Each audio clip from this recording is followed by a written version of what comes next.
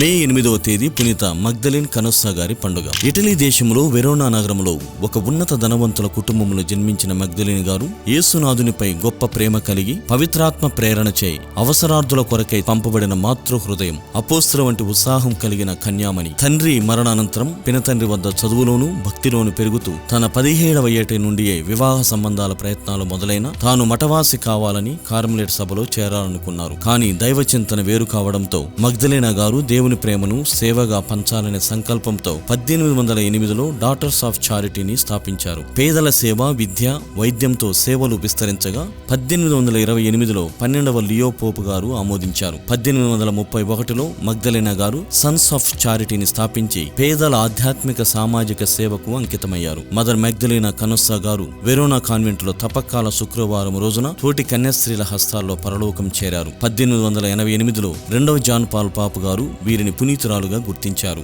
ఆమె స్థాపించిన కనోషియన్ సభ ప్రపంచవ్యాప్తంగా సేవలందిస్తోంది.